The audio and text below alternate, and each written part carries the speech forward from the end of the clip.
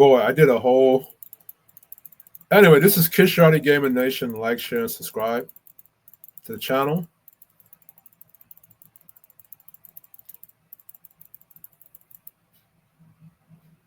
Anyway, I'm doing this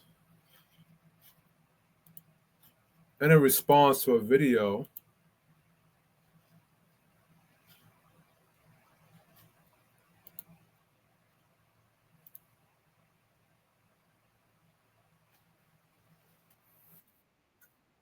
in response to a video.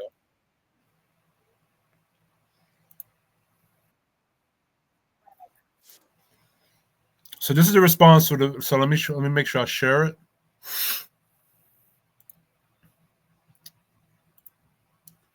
Share.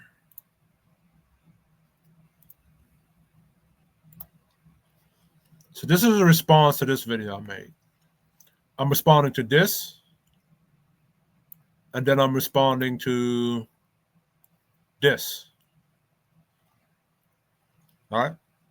This brother said, when I said responded to him and said responded to this sister up here, shout out to this person, Creolista or Creolista. Yes, and if you look at the South, New Orleans, there's a lot of Haitian ancestry there, right? This guy responds saying this. And then he's responding to me again saying this, even though I did a whole video debunking this. A lot of FBA, they're just repeating the shit that Tariq Nasheed is saying. They don't go do the research themselves. And this right here. So today, as I move through this, right, we're going to, give me a moment.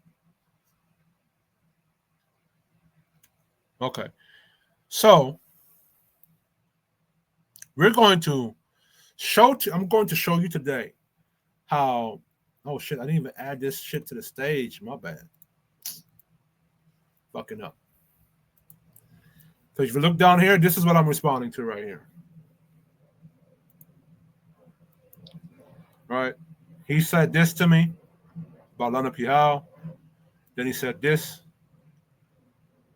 All right. I said something about, so I'm responding to this sister. She said something to me, right, about our influence all over American culture. She took something about Belize and Cali culture, and I'm going to do something about that today. Then you have this. Then I said this to her. Then this Negro said this to me, and I'm going to debunk all, break it down today. So let's begin here.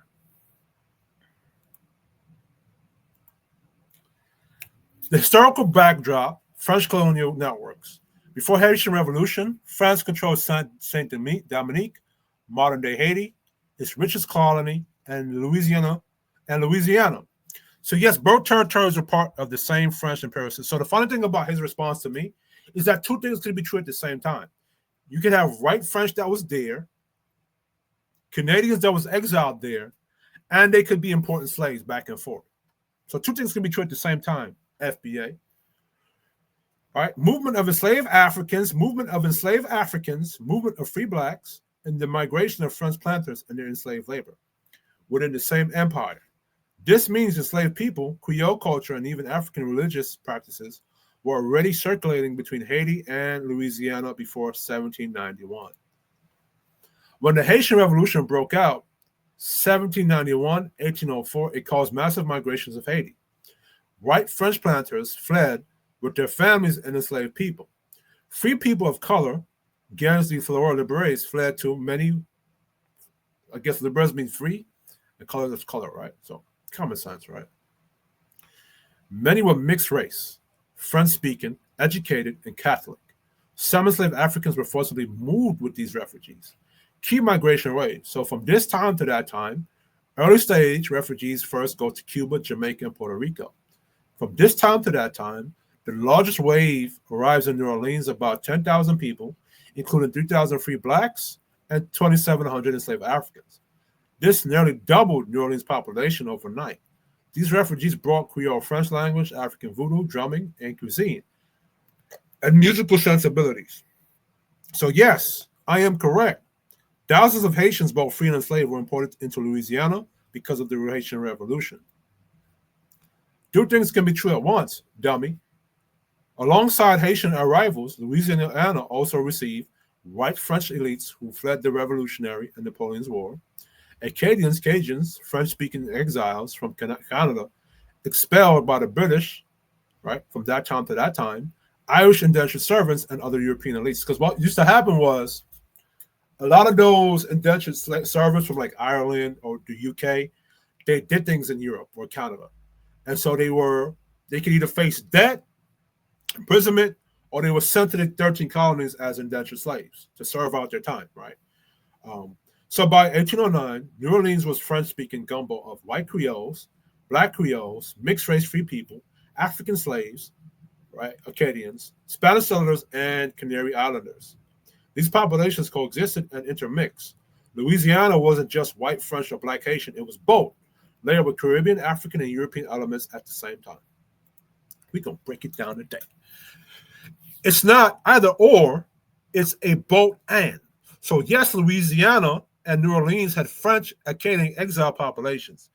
Now, mind you, this is not me coming up with the information. This is me going into Google, Grok, Perplexity, ChatGPT, and finding the information, reading research papers, reading the books. Now, mind you, it's funny how that person replied to me with that, and I was already studied the history. I've been studying this history. I was a pro-blickety black at one point. When I'm 33 now, 33 years old now. In my 20s, in my early adult teens, or my late adult teens, into my 20 to 25, I was a pro-blickety black. I used to be more sign symbol of America. So I been knew this information, right? Because I used to read a lot of books and stuff, go to the libraries and read up on these things, ask questions from people, right? So I've been knew this information. I'm just happy that we have ChatGPT, Perplexity, Grok, so we can go look up the source, the information, then go look into the sources of them. So this is not me saying this. This is the information this is the feedback I'm getting, right? Louisiana and New Orleans had French and Acadian exile populations. Yes, Haitian refugees, both black and white, brought other enslaved people in Creole culture. And yes, that direct Caribbean migration had a lasting influence on South's black culture, rhyme, religion, and language, especially in New Orleans, which became the bridge between Caribbean and Black American South. Who are the Gully or Geechee people? The Gully in South Carolina and Geechee in Georgia and northern Florida are often African descended people who live along the coastal areas of sea islands of people.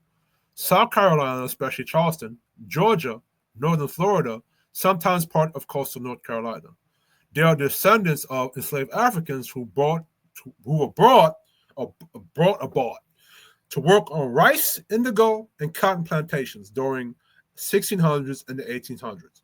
Mind you, Gully, like Gully versus Gaza. Shout out to Movado. He just returned back to Jamaica. Gully. Think about it. Maybe that's him. Maybe he don't know what he created. Maybe that's something ancestral to him that created that movement. Gullah. They are descendants of enslaved Africans who brought to work on rice, indigo, cotton plantations during the 16th to 18th centuries. Because they lived in isolated coastal island communities, they preserved a remarkable amount of West African culture, traditions including language, a Creole called Gullah Geechee, music, folklore, cuisine, and spiritual practices. So there's a lot of Caribbean influence interwoven into the DNA of Black American identity. So to Caribbean Blacks, this is my message from me to you. Put my face up here. Shut the fuck up with me no black shit. Me no black. But I don't think the Black Caribbeans, we don't say that because we identify with black. I think Dominicans say that mostly. And Puerto Ricans say that shit. Me no black shit. But to the Jamaican Blacks, Trinidadian Blacks, Haitian Blacks, we got to stop with this we not part of America thing, because our DNA is interwoven into Black identity even before the Harlem Renaissance of Marcus Garvey. I'm talking about at the very foundation of it.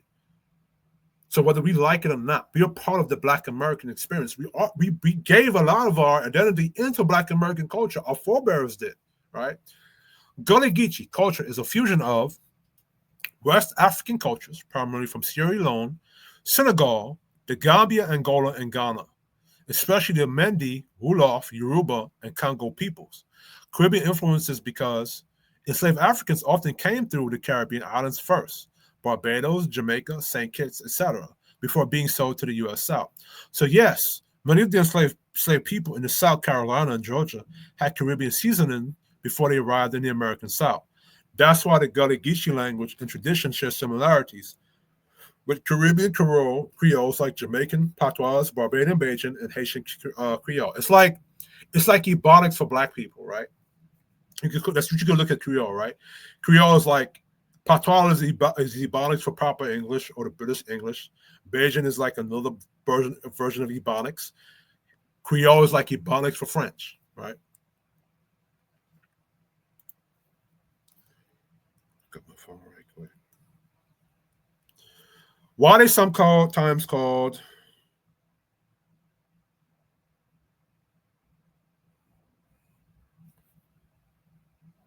so, right? So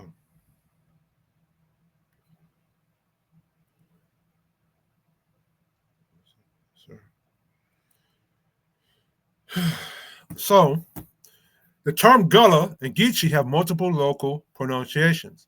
Some older Southerners or outsiders pronounce them Geechee, Geisha, or Geisha, depending on accent or misunderstanding.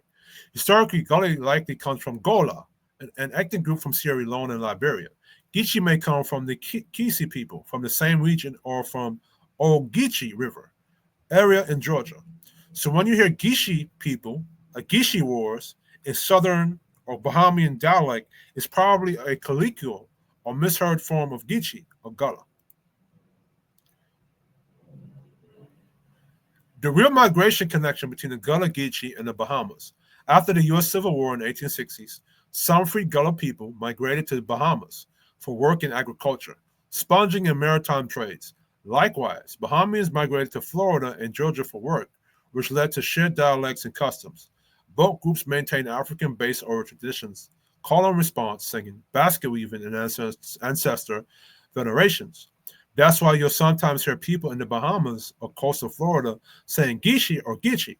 It's reference the same coastal African descendant community. When you hear about the Geechee or Geisha, people in the South or Bahamas, that's a linguistic variation of Gullah Geechee heritage, a unique Afro diasporic culture that blended African traditions, Caribbean seasoning, Southern Black experience. They represent one of the oldest and most African preserved cultures in the Americas. Did you hear that?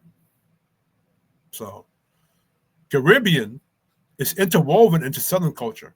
So you can't talk about the Southern culture without talking about Caribbean's influence and African influence, tethers, geographic and cultural base. Geographic and cultural base. The Gullah Geechee corridors runs along the coastal regions of South Carolina, Georgia, and northern Florida, from roughly Wilmington, North Carolina, down to Jacksonville, Florida. These areas include the Sea Islands, small swampy islands, perfect for rice cultivation, which requires specific knowledge that Africans already had. Why that matters? The Africans brought to these regions what were not random. They were intentionally selected from West Africa's rice coast, Sierra Leone, Liberia, Gambia, Guinea, Senegal, because they knew how to farm rice. These Africans were isolated on plantations separated by marshes and rivers, meaning they developed a semi-autonomous African American culture with very little white supervision. So again, they contributed to the Black American identity. You cannot talk about Black America without talking about Africa and the Caribbean's influence. This cultural isolation, to remove all of this, is to remove bits and pieces of the structure of Black identity or the DNA of Black identity. This cultural isolation is why Gullah Geechee people retain so much African structure and why Southern Black life has such deep African undertones. Every major Black American musical form, blues, gospel, jazz, hip hop, can trace parts of its DNA back to Gullah Geechee and Caribbean influenced rhymes, West African rhythmic retention, polyrhythm, multiple overlapping beats, call and response singing, improvised harmonies, drum language communication, hand clapping, foot stomping replaced band drums. These became ring shouts, the earliest form of African American worship, where people danced counterclockwise, sang spirituals, and clapped syncopated rhymes, which I think is what, because I saw the movie Sinners. Sinners brought this out, right? Spiritual evolved into gospel. Even the movie Luke Cage, the second season, when they talk about Bushmaster, spirituals evolved into gospel. Field hollers evolved into blues. Work, songs, and chants influenced rhyme and blues, jazz, and later rap cadences. So you can't talk about blues, jazz, or any of that stuff without talking about Caribbeans or West African tethers. Our DNA is interwoven into blues, gospel, jazz, and hip hop. If you take us out of it, you have none of these. Caribbean slaves who passed through Barbados, Haiti, or Jamaica before arriving in the Carolinas also brought syncopation, offbeat rhythm found in reggae and calypso, tambour rhythms, call-up songs, chants traditions similar to calypso and mento, improvisation and storytelling. That's why New Orleans, Charleston, and Savannah became rhythmic melting pots, blending Gullah and Caribbean beats into early jazz and blues. Gullah language is a Creole English-based but structured with African grammar. Example, in done gone, on gone, has gone equals has gone, perfect tense, similar to African grammar rules. This linguistic pattern carried into Southern Black English. So that means that Caribbean Blacks or Caribbean Creole also contributed to Black American Ebonics. So even that is interwoven in there. The linguistic pattern carried into Southern Black English, AAVE, the foundation of the way many African Americans still speak today. So Gullah Geechee language directly influenced Black English, slang rhythm, and tone. Culture character. The Southern Black temperament, the dignity, spiritual honor, humor, and survival instinct that characterize the Southern Black personality have Gullah roots. Respect for elders, African lineage tradition, storytelling and oral performance, African culture, communal living, and extended family bonds. Emphasis on rhythm, speech patterns, and emotions communication. Codes of secrecy, double meaning, and masking, used during slavery to hide meaning in songs and stories. These elements became the core of Black Southern identity, which later spread nationally during the Great Migration. So you can't talk about Black Southern identity without talking about African and Caribbean influence. I don't know if y'all understand that. When you want to remove the Caribbean and African identity out of the South, right, you're moving a big DNA structure or sequence out of the DNA. Guess what's going to happen? It's going to tumble, right? During the Great Migration, 1916 to 1970, millions of Southern Blacks, including Gullah descendants, moved to Chicago, New York, especially Harlem and Brooklyn, Philadelphia, Detroit. They brought with them Southern gospel, became urban gospel and soul. Storytelling became blues and early rap. Foodways became national soul food culture. So soul food is also influenced by Caribbean and descendant stuff, right? Southern warmth and community define Black urban life. In essence, the Southern Black experience is the Gullah experience expanded and evolved. Wars or revolts and armed conflicts. The Santo Rebellion, that time in South Carolina, right around the same time Haiti and Jamaica with the Maroons and the rebellion. I'm going to show you that later, right? Near Santo River, about 20 miles from Charleston, South Carolina, participants, enslaved Africans, mostly from Angola, the Congo, and many of whom were ancestors of the Gullah contacts. These Africans were seasoned soldiers, many of them Christian converts who had fought in African wars under the Portuguese. They understood military discipline and weapons. What happened? They organized a rebellion on Sunday morning, armed themselves from a local store, marched under a banner shouting "Liberty," killed several slave owners, and tried to march south towards Spanish Florida, which had promised freedom to escaped slaves. The rebellion was eventually suppressed. Dozens of Africans were killed or executed. The South Carolina Assembly passed the Negro Act of 1740, which restricted slave movement, assembly, and literacy. White Matters is often seen as the precursor to later black revolts. The rebellion showed how African military knowledge and collective organization laid the roots of the Gullah resistance culture. The Gullah spirit of independence came straight from this legacy. So you can't talk about African rebellion without the Gullah. You can't talk about Gullah without African and Caribbean influence. The Gullah Wars, Seminole Wars, Negro Forts, 1816 to 1858. The Seminole Wars or the Gullah Wars, sometimes called the long. Why did not Assassin's Creed make a black male protagonist based on all of this? Let me say this. Yasuke, even though I respect the storytelling of that brother, black men of the diaspora cannot resonate with Yasuke because Yasuke was in Japan under a slave master. That even though Oda Nobunaga treated Yasuke like a human being, like a person, instead of a slave, gave him respect and all that, Yasuke still does not resonate or identify with the black diaspora experience. Why? Because he's in Japan praying to Buddha, praying to different Japanese deities and gods that are not known by Africans in the diaspora. Africans, we know about Kumpanansi, we know about Obia, Voodoo, we know about Shango or the Orishas. All Yasuke was in Japan learning Japanese fighting styles, samurai sword. In the African diaspora, we use machetes, guerrilla warfare tactics. That's why I disagree with Ubisoft and Yasuke, because Yasuke did not speak about, and then he became a mystery after Oda Nobunaga fell. This shit right here is not a mystery. This is historical facts interwoven into the black identity, into the black diaspora identity. That's why I disagree with Yasuke and Ubisoft and Assassin's Creed with that, right? So in other words, I disagree with Yasuke because he had a samurai armor on and he had a samurai weapon and he was praying to Japanese deities. In other words, it was a black man playing or being or identified with Japanese culture. It wasn't a black man identifying with black diaspora culture. I need to make that into a clip. Location: Florida, then Spanish territory, later U.S. territory. Participants: Black Seminoles. So this is what also known as the Seminole Wars or the Gullah Wars, sometimes called the longest slave rebellion in American history. Location: Florida, then Spanish territory, later in the U.S. territory. Participants: Black Seminoles, runaway slaves from South Carolina, Georgia, and Gullah regions.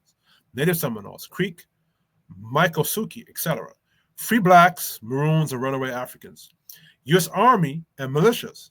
Origins: many Gullah people escaped from rice plantation in South Carolina and Georgia to Spanish Florida, where they formed Maroon communities, self-sufficient black settlements. They allied with Seminole Indians, sharing African and Native traditions. These groups became known as the Black Seminoles, or Gullah warfighters. Key conflicts: Negro Fort, 1816, built by the British during the War of 1812 and left to Black and Seminole fighters afterward. The fort became a refuge for escaped slaves. The U.S. troops bombarded in 1816. Over 270 Black men, women, and children were killed. This marked the beginning of the Gullah Wars. The First Seminole War, 1817 to 1818. U.S. Andrew Jackson invaded Spanish Florida to destroy Maroon settlements. Black Seminole fighters used guerrilla warfare tactics to resist ambushes, swamps, hit and run attacks, right? Second Seminole War, 1835 to 1842. The most intense phase. Thousands of U.S. troops fought against coalitions of Seminole, Gullah warriors. The Gullahs fought for freedom, not territory. John Horace Juan Cabello, a Black Seminole leader, Osceola, a Seminole chief, led his resistance. The war cost the U.S. millions and resulted in thousands of deaths. Third Seminole War, 1855 to 1858. Smaller conflicts, but same resistance spirit continued. The U.S. never fully defeated the Gullah Black Seminoles. Most were moved to Indian Territory, Oklahoma, but others escaped in Everglades or to Mexico. These wars were often considered the America's longest and most successful slave rebellion, lasting over 40 years. The Gullah and Black Seminoles combined African, Caribbean, and Native American warfare tactics using swamp terrain, ambush tactics, night raids, psychological warfare. Their resistance directly challenged American expansion. So to take African and Caribbean out of the Black identity of America is to remove all this history. The Haitian Revolution influenced 1791 to 1804. I'm telling you, right around the time America had their revolutions, the Caribbean blacks were having their revolutions. Right? Even though this war happened in Haiti, its impact directly affected Gullah and Southern black populations. After the Haitian Revolution, thousands of free and enslaved Haitians were brought to Louisiana, especially New Orleans. They brought revolutionary ideas, Creole culture, and military experience. The fear of a Haitian-style revolt made Southern slaveholders clamp down on their slaves even harder. The Gullah and Louisiana Creole communities absorbed some Haitian customs, religion, and drum tradition. So in spirit and influence, the Gullah resistance was connected to the same African diaspora war of independence that started in Haiti. Origins of Seminole Nation, right? Time frame, 17th century. Location, present-day Florida, originally under Spanish rule. The Seminoles were not one original tribe. They were a new nation from migrants and refugees from several other southern tribes. African Gullah Maroon influence, the Black Seminoles. This is crucial. The Seminoles became multi-ethnic, and the African-descended people who joined them were not simply slaves. They were allies, freedmen, and warriors. The African element came from runaway slaves from South Carolina, Georgia, and Alabama, many of whom were Gullah or Geechee. They brought African farming, language, and war tactics. They built Maroon settlements near Seminole villages. Many intermarried or formed joint military alliances. These Africans became known as Black Seminoles or Seminole Maroons.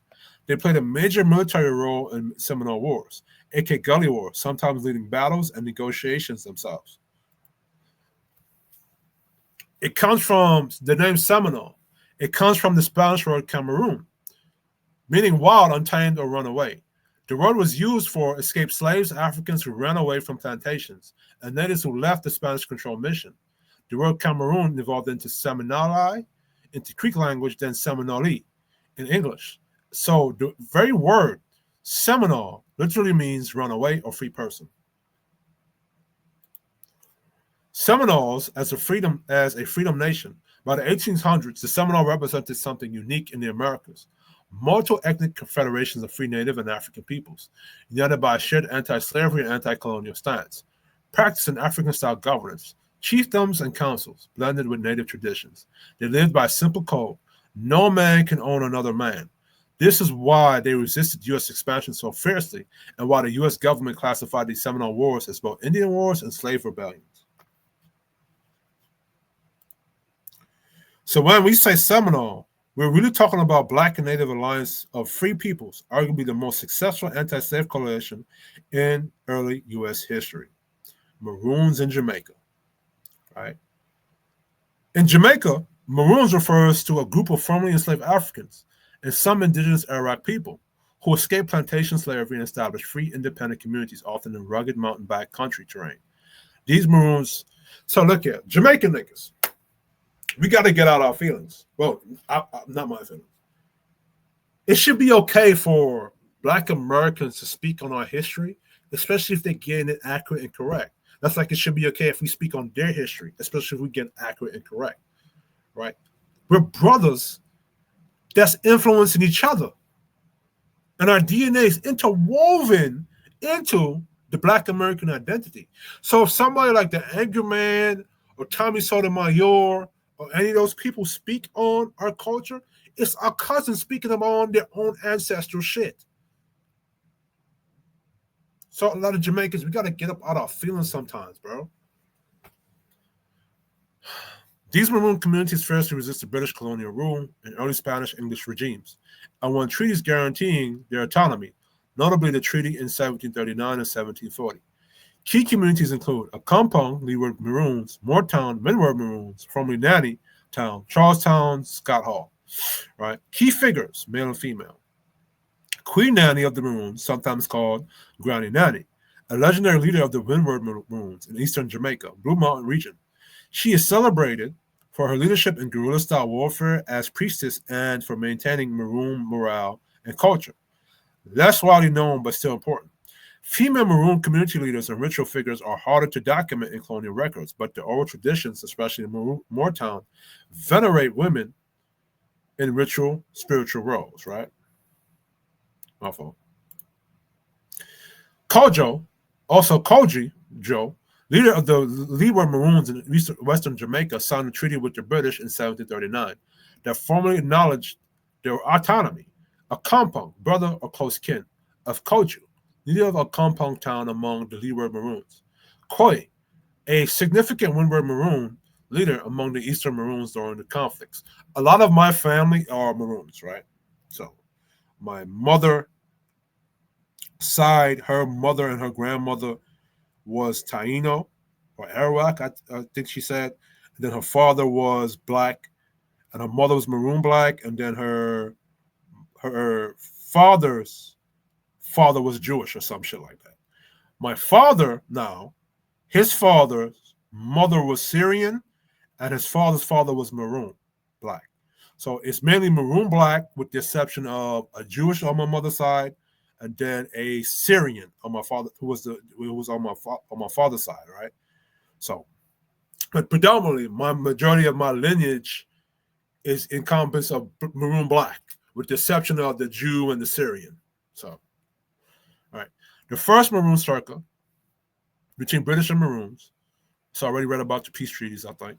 The Jamaican Maroons are often described as among the earliest free African descended people in the Americas, establishing quasi. So let me read this. Over time, the Maroon status evolved. Some were deported, for example. Many of Trelawney Town Maroons were sent to Nova Scotia and then Sierra Leone, right? So let me read this.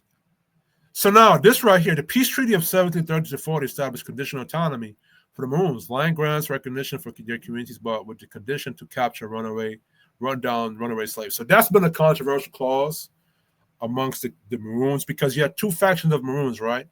You had the Maroons that belonged to Granny Nanny, and then you had the Maroons that belonged to a separate leader. I forgot who their name was.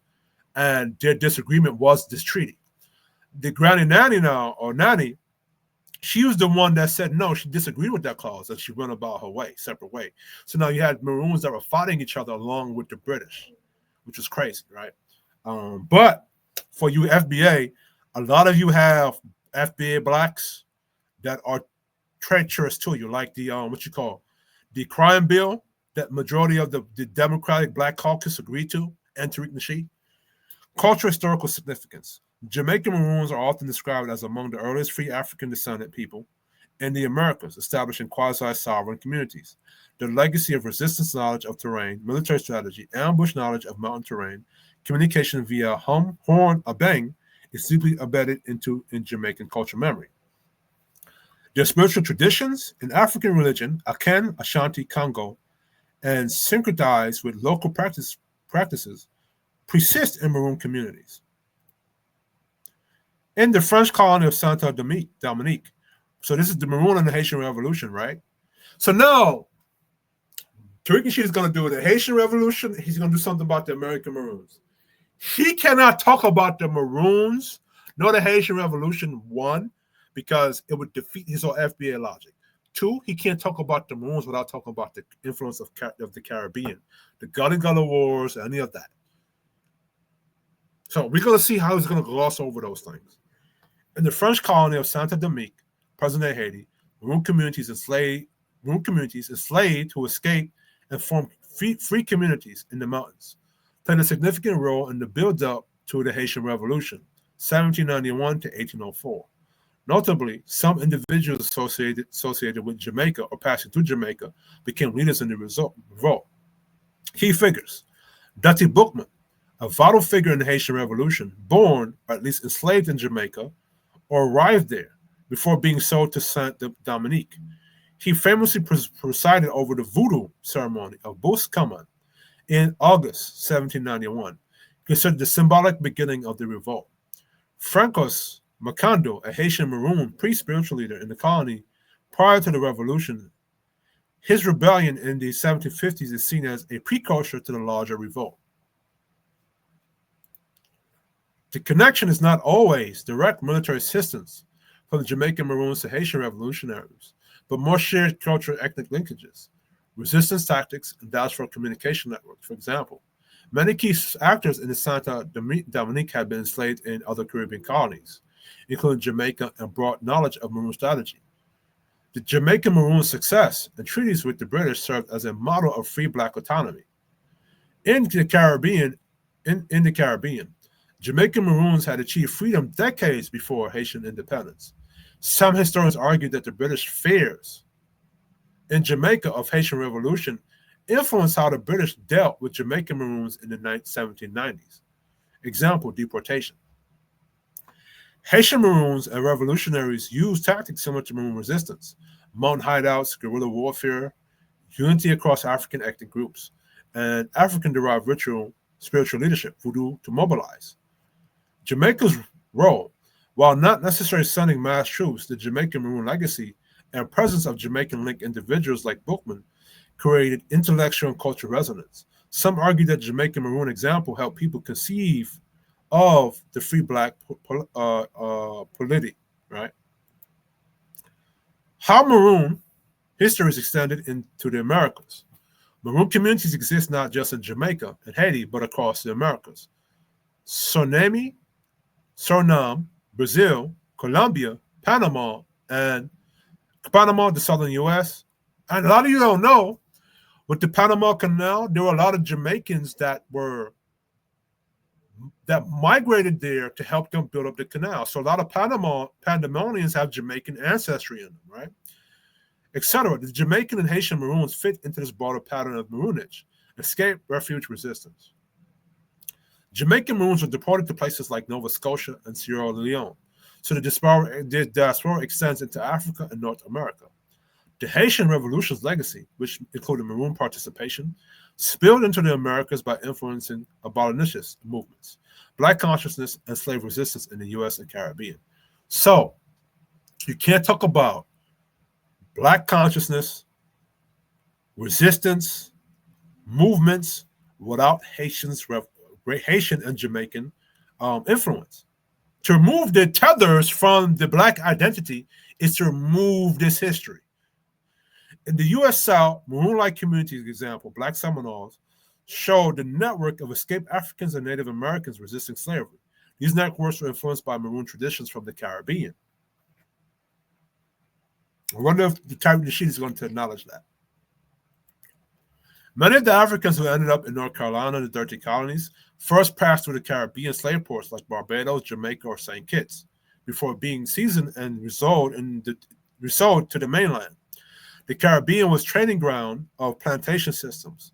Everything from slave codes to sugar-based economies was tested there first. So enslaved Africans were brought into the American South. They were often already cultured Caribbeanized.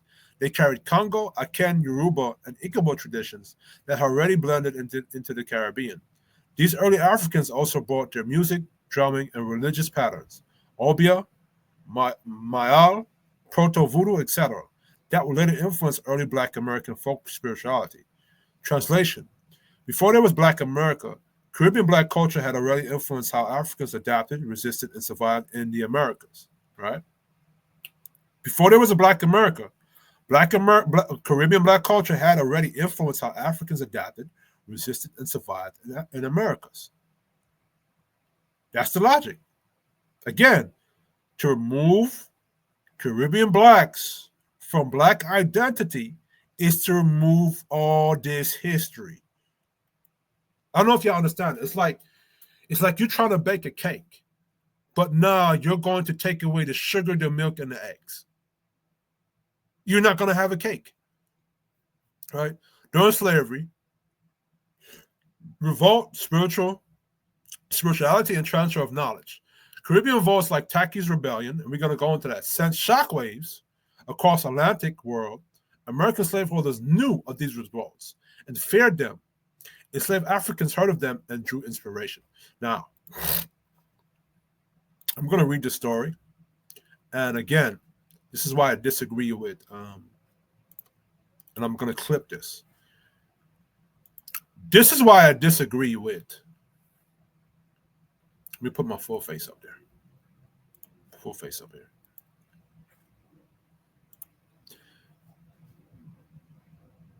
This or that I'm about to show you is why I disagree with Assassin's Creed Shadows. For this reason, not why everybody else is saying it, why I say it. And I bet you when I break it down, you're gonna say, damn.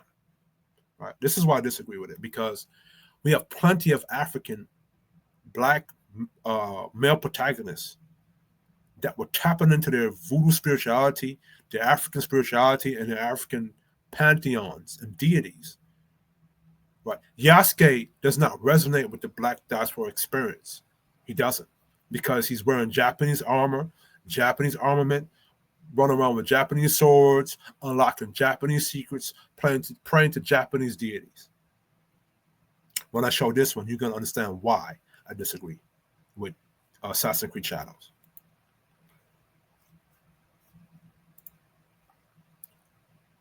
Taki's War, 1760 to 1761.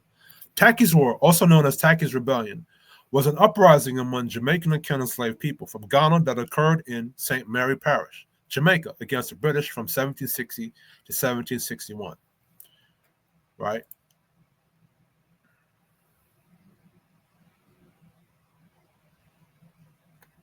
My fault.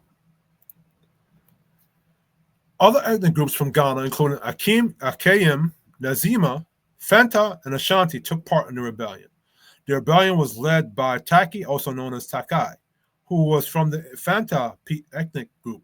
This war was one of the most significant slave rebellions in the Caribbean during the 18th century before the Haitian Revolution, which began 3 decades later. The goal of the rebellion was to take control of the British island colony and create a separate black independent nation. The rebels were inspired by the First Maroon War that also occurred in Jamaica from 1728 to 1740. That rebellion was led by Queen Nanny of the Maroons. They did not know that the success of the Maroons in the early conflict would eventually help bring about the downfall of their rebellion. Taki's War began on Easter Monday, April 7, 1760. Taki and his followers began a rebellion by killing white masters and overseers. This is what I want to see in an Assassin's Creed video game. This is a story that should be told.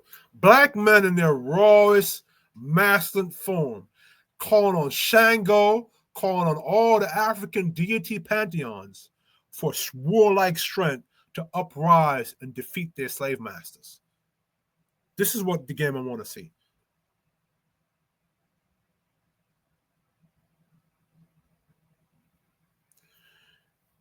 And overseers on the frontier and the Trinity plantations. The owner of the Trinity plantation, Zachary Bailey, however, managed to escape. Slaves also rose up on East and Ushaw estate owned by wealthy politicians. William Beckford and joined in the rebellion. Hundreds of rebels made their way to the storeroom at Fort Hadina, where they killed the storekeeper and captured defended the town of Port Maria from British colonial forces. Taki and his troops commandeered nearly 4 barrels of gunpowder and 40 firearms and overran the Haywood Hall plantation.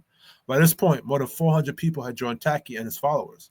While at Beller's Valley, as Taki and his followers were celebrating their success, one enslaved person, a coon, I don't know what y'all call this motherfucker right here. You know, it's always a black person. See, this is what I don't like about black people in our culture. And some of the same stories happen in the Black American rebellions. Every time you're rebelling against the slave master, there's always a house Negro to go snitch. One enslaved person slipped away and sounded the alarm. In response, on April 9, 1760, Governor Sir Henry Moore dispatched the 74th Regiment, comprising of 80 mounted militia from Spanish Town, the colonial capital to the rebellion in St. Mary Parish. Ironically, the militia was joined by Maroons, free black people, from Moortown, Charlestown and Scott Halls, Jamaica. Bro, we got a lot of problem with house Negroes, bro. Serious business. On April 12, 1760, British troops and their Maroon allies attacked the rebels, wounding Tacky in battle. 2 days later, additionally, Maroons under British commanders engaged Tacky and his followers in the Battle of Rocky Valley. Most of the rebels were killed. Many others fled into a cave near what was now called Tacky's Falls, where they committed mass suicide. Tacky and a few of his followers fled into the woods pursued by Maroons. One British marksman attacking with the Maroons shot and killed Tacky, then severed his head. That head was then displayed on a pole in Spanish Town until some of Tacky's surviving followers took it down. Many of the remaining survivor rebels were captured and executed. Resistance, however, continued for nearly a year until 1761, when British colonial forces and their Maroon allies killed or captured the remaining followers. Damn. Despite Tacky's death and the failure of the rebellion, insurrections continued in Jamaica until slavery was officially ended by the British government in 1834. The cost of these continued rebellions was a major factor in the British government outlawing slavery throughout the empire. Wow. So this rebellion would have worked if it wasn't for a couple of meddling Negroes like Tariq Nasheed. I bet one of these had Tariq Nasheed's ancestry in there, because that's exactly what Tariq Nasheed is doing right now. If you follow the same play, Tariq Nasheed is doing this with the FBA. Wow.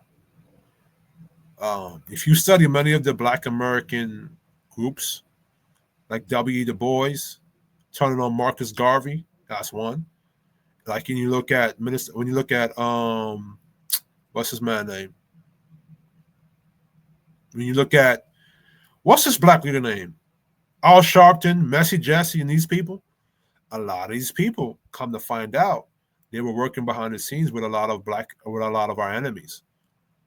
When you look at the liberals on the left, the black people on the left, like Black Lives Matter, a lot of these organizations come out to find out they're Marxists or communists, working against the interests of Black America for the interests of white liberals. And even though FBA is supposed to be a right group now, I was watching a video on YouTube where somebody was like, no, this is coming from a white supremacist group. So that's something to note. Let's go here. Some enslaved-born people were sold or transported to the U.S. South, bringing their rebellious spirit with the Maroon-style tactics with them. The Haitian Revolution, 1791 to 1804, directly inspired free blacks and abolitionists in the U.S. Tommy Sotomayor would say English is whooping my ass. In the U.S., it terrified white planters but electrified enslaved people with the idea that black independence was possible. In cities like Charleston and New Orleans, there were Haitian and Jamaican immigrants, free blacks, artisans, musicians who carried revolutionary ideas, Creole language, and spiritual traditions, voodoo, communal-like rituals into early Black American culture. Again, you would not have Black American culture if not for Caribbean Black influence. That's like removing the cheese, eggs from the cake. If you remove the cheese and the egg ingredients, you have no cake. Post-slavery migration, education, cultural leadership. After emancipation in the U.S., Caribbean influence deepened in the new ways. Migration and leadership. Many Caribbean intellectuals came to the U.S. and became leaders in Pan-Africanism, education, and civil rights. Marcus Garvey, Jamaica, founded the Universal Negro Improvement Association, which shaped Black consciousness across America. C.L.R. James, Stokely Carmichael, Kwame Ture, from Trinidad, brought revolutionary and Pan-African thought. Claudia McKay, Jamaica, Harlem Renaissance poet who helped define the aesthetics of early Black modernism. Caribbean immigrants during the 19th centuries merged with Black Americans in cities like New York, Boston, and Miami, helping to shape the foundation of Black urban culture. Education and strategy. Caribbean people, especially from British colonies, often came with strong educational backgrounds and organizational training. They helped establish early Black newspapers, trade unions, and social clubs that influenced how Black Americans organized politically. Religious and musical influence. Caribbean churches and Pentecostal expression. Shelter Baptist, I don't know how you say that. Shelter Baptist, Revival Zion, Pocahontas fed into Black American holiness and Pentecostal traditions. Musically and rhythmically, DNA of reggae, ska, menta, calypso traces back to African Caribbean drumming systems that share common roots with blues, jazz, and gospel, all part of the same diasporic sonic family. You know, like how Sonic the Hedgehog has like Knuckles. What's the other one name? Is you have Knuckles, you got Knuckles, you got what's the black hedgehog again? I forgot his name.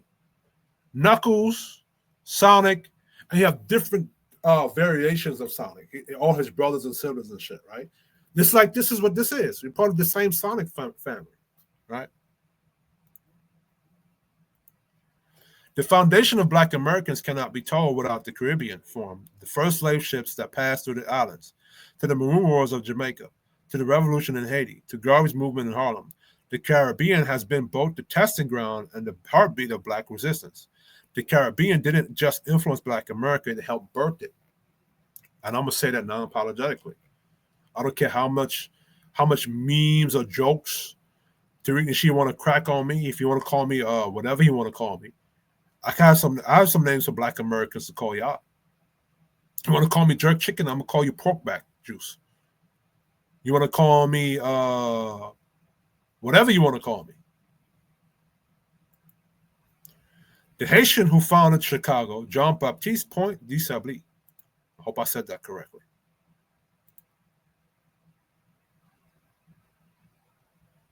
Hold on, let me put the photo. There we go.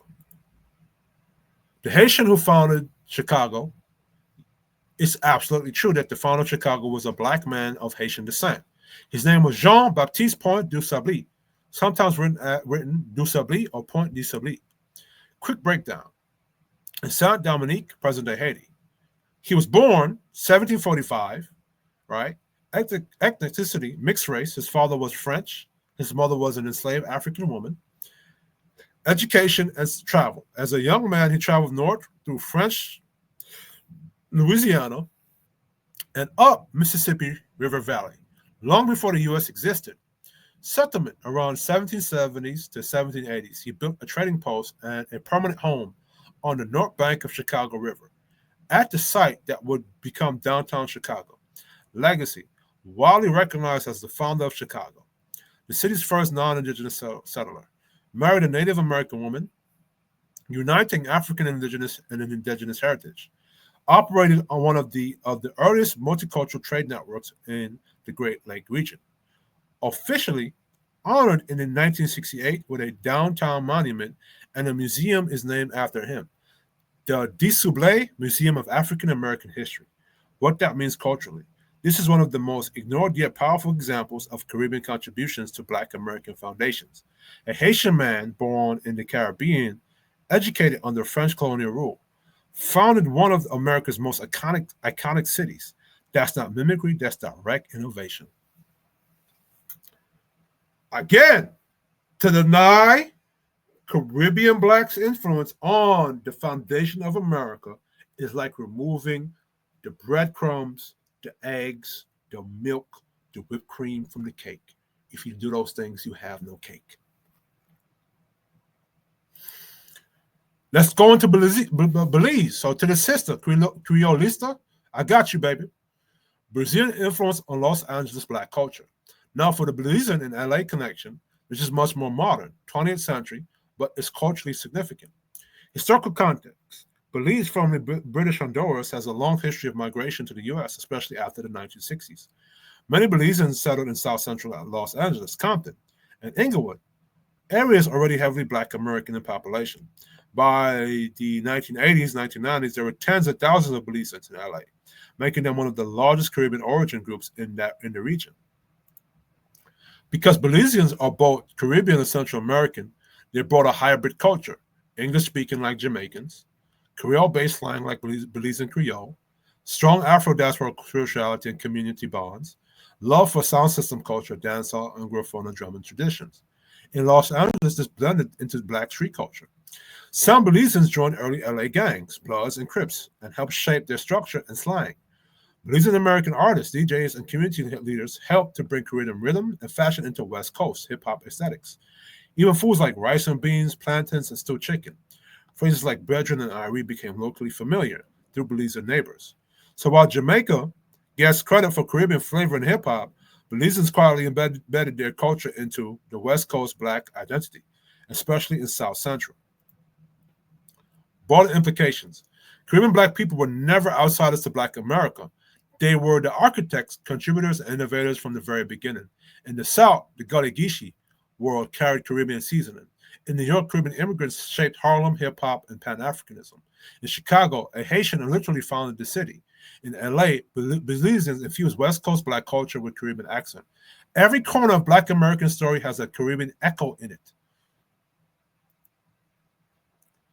This is why I tell I'm telling Caribbean Blacks, you are interwoven into the identity of America. Your ancestors are. So this is your home. Stop trying to separate yourself from your home and your brothers. Black Americans, stop following the FBA and all these separatist movements, trying to separate you from your brothers. If we were actually a combined state, group of people, do you know how the population of Black people in America would increase from 13%? And we had the women in line with the patriarchal structure of Black men, whether they be Jamaican, Haitian, or whatsoever, and we actually combined. Be a badass unit. It's like Goku fusing with Vegeta. You understand? To create a powerful motherfucker. You know what I'm saying? It's just that we gotta get at the same time, we gotta get over this everybody trying to be the king shit, and at the same time respect everybody's individuality at the same time and identities at the same time. So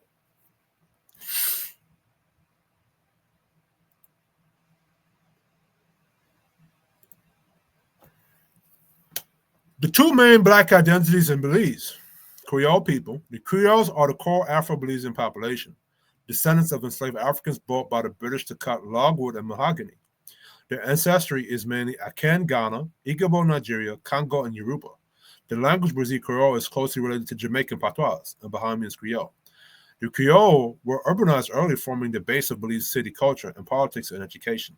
They often identify strongly with the wider Caribbean, not just Central America. Garifuna people.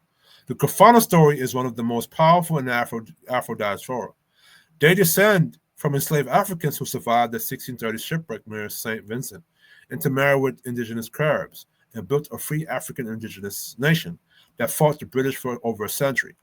After being defeated in 1797, thousands were exiled to Roatan off Honduras and later spread to Belize, Guatemala, and Nicaragua. Their culture retains African drumming and dance, ancestral venerations, call and response songs, Garifuna language, part Arawak, part African. So the Garifuna are essentially Black Caribs, Afro-Indigenous freedom fighters who carried African consciousness across Central America. Why Belize feel Caribbean? Even though Belize is geographically in Central America, it's culturally Caribbean for several reasons. British colonial legacy. It was British Honduras until 1981. The English is the official language. Creole culture, the language, food, and humor paralleled Jamaican, Bahamian, and Trinidadian life. Garifuna rhythms, paranda and punta music were ancestry with reggae, mento, and Afrobeat. Migration loops. Belizeans migrate heavily to New York, Miami, and Los Angeles, where they merge with Caribbean and Black American cultures. Influence beyond Belize. Belizeans, especially Creole and Garifuna, have contributed strongly to Los Angeles street and hip-hop culture. Integration into South Central life. Music artists like Andy Pacolo, right? Garifuna music pioneer, Pan-African identity. Garifuna philosophy closely resembles Rastafarian Maroon worldviews. In summary, Belizeans are made up of Afro-descended Creoles and Afro-Indigenous Garifuna mixed with Maya, Mestizo, and European roots, forming a unique Caribbean African identity that bridges the islands and the mainland, right? This is the important part because one of the brother that I'm responding to with this, which is going to see in the short, he talked about how Leonard P. Howell was influenced by Black Americans to start the Rastafari movement. This is where I'm going to punch a hole right in this motherfucking face. Bang, bang, bam, bam. By the way, Mike Tyson's father is Jamaican. Bam, bam, bam, bam, bam. Let's get it. Marcus Garvey's influence. Garvey, a Jamaican nationalist, preached Pan-Africanism through the UNIA. One of his famous statements, often reparaphrased, is along the lines of, "Look to Africa for the crowning of a black king. The redemption of the black man is in Africa." So this is the prophecy, right? He emphasized Ethiopia as a symbol of black sovereignty and divine favor because it had never been colonized in the same way as other African nations. Origins in Jamaica. Leonard Percival Howell is considered one of the founding figures of Rastafari. Howell began preaching in Jamaica in the 1930s after returning from the United States. The movement combined Pan-Africanism, largely inspired by Marcus Garvey and the UNIA, Universal Negro Improvement Association. Biblical prophecy, Howell emphasized the crowning of Haile Selassie I of Ethiopia as the fulfillment of prophecy for black liberation. Afrocentric identity, promoting a spiritual, cultural, and political reconnection to Africa. Connection to Harlem and the U.S. Howell spent time in the United States, especially in New York, during the 1920s and early 1930s. While in Harlem, he was exposed to black nationalist thought. Let me make sure my phone is charged. Okay, this is charged. My fault, people. Because I got to go do stuff after this. Sir. All right. Off the charge, okay. Garvey's speeches while in Harlem. See, this is what happened when you fuck with me, right? I'm going to give you the full picture. See, a lot of FBA, they're copying or mimicking their white slave daddy. See, their white slave daddy like to tell half truths, like Charlie Kirk, their slave daddy master. So you got to go bring out the full picture to give the facts, right? This is what I talk about, logical interpretation. Remember, logical interpretation is my term. It's how men can take bits and pieces of the illusion using logic to put what's being seen in your face to put it together to find the truth, right? Howard spent time in the United States, especially in New York, during the 1920s and early 1930s. While in Harlem, he was exposed to black nationalist thought and teachings of Marcus Garvey. Garvey's speeches and the Black to Africa movement deeply influenced Howard's ideas. Harlem was a hub for Caribbean immigrants who were organizing politically, culturally, and spiritually, creating networks that Howard drew from. Upon returning to Jamaica, he synthesized these influences into a unique Jamaican movement, one that drew local Maroon and African spiritual traditions, Pan-African ideology, and Garvey Black empowerment. You know, Marcus Garvey influenced a lot of people. He influenced Noble Drew Ali, who came up with the Moorish Science Temple of America. Marcus Garvey also influenced your Elijah Muhammad, the Nation of Islam. Right? A lot of how Black people organize themselves today, when you speak about generational wealth, entrepreneurship, a lot of that came from Marcus Garvey, because a lot of that stuff is capitalist in nature. Marcus Garvey was a capitalist. He's trying to teach Black people that through capitalism, you could gain your liberation. This is why him and W.E. Du Bois were adversaries, because W.E. Du Bois and a lot of the civil rights movement, they believe in integration and Marxism and communism.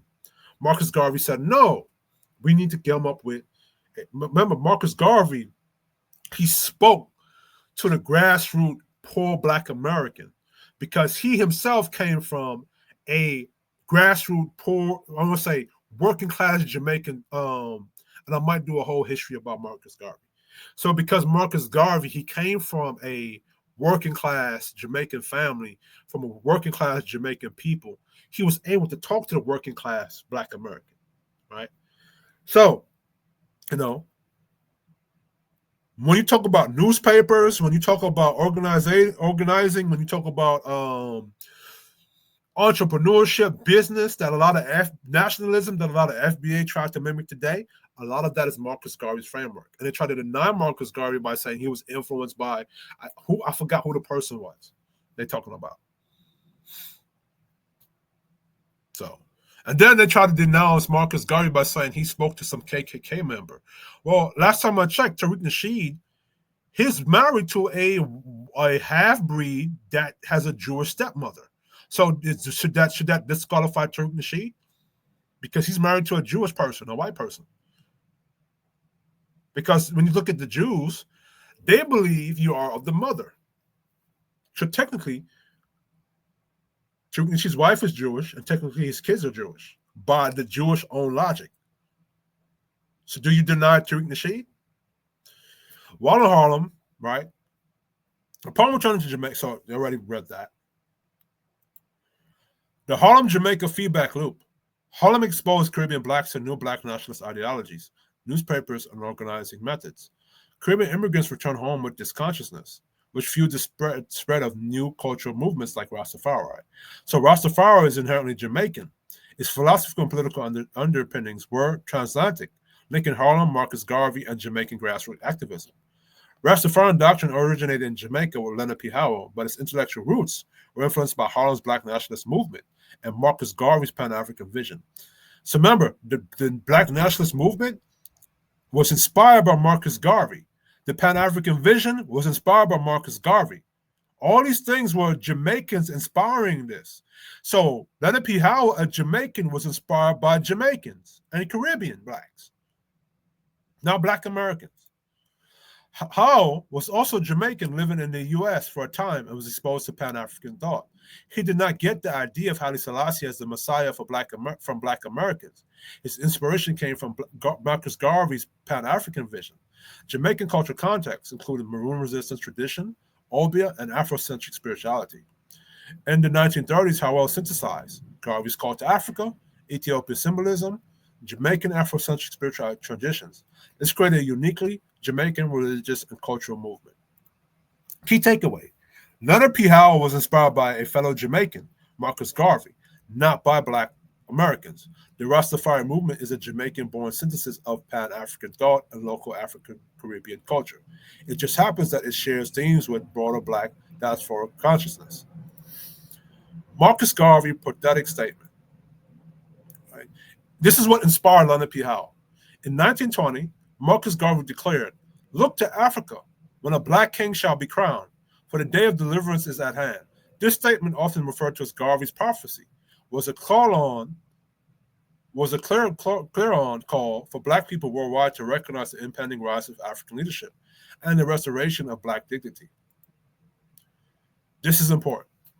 And to the Rastafarian movement, the ganja smoking, the reggae music, in my opinion, I think that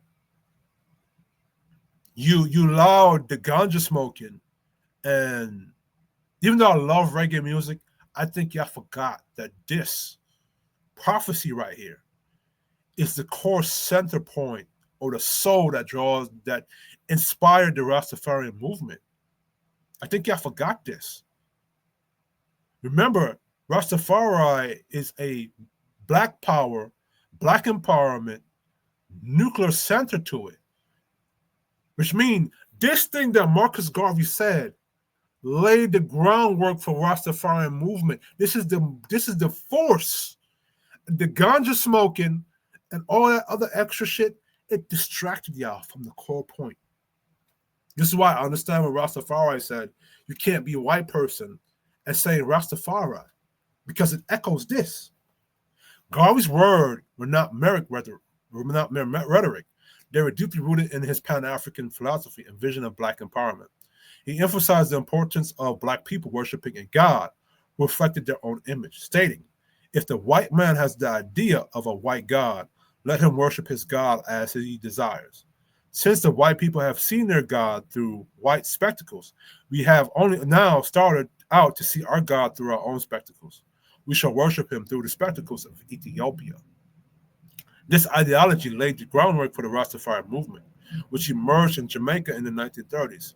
Rastafarians viewed the coronation of Haile Selassie I of Ethiopia as the fulfillment of Garvey's prophecy, seeing him as a divine Black king who would lead the deliverance of African people. So this was a prophecy thing. This is the core point, the driving force of that movement. Impact on Rastafari movement. Leonard Percival Howell, a Jamaican immigrant who had spent time in Harlem, was profoundly influenced by Garvey's teaching upon returning to Jamaica. Howell began preaching the Rastafari doctrine, which combined elements of Garvey Pan-Africanism, with Afrocentric spirituality and reverence of Haile Selassie I. The movement rapidly gained traction among marginalized communities in Jamaica, promoting a sense of pride, unity, and resistance against colonial oppression.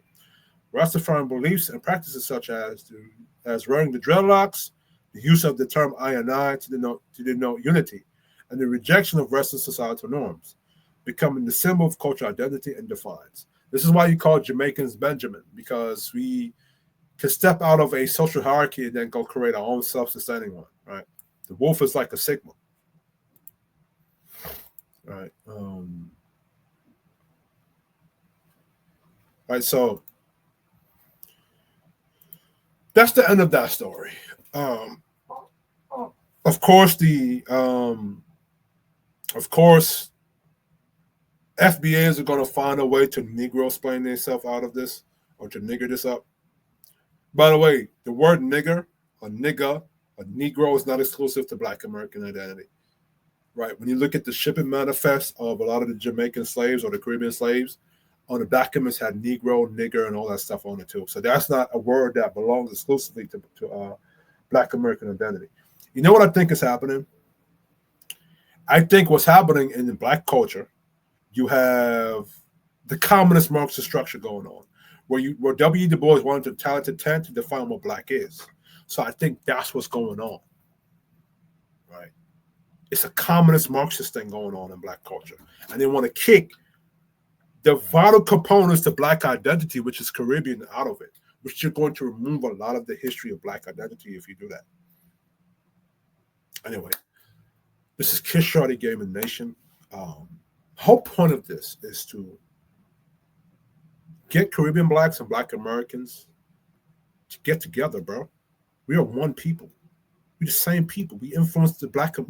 Our identities is interwoven into Black American culture, bro. We can't separate each other. If we do, there is no Black identity in America. That's my whole point. That's why I'm going at Tariq Nasheed and his followers. Anyway, Kiss Shorty Gaming Nation, and I'm out.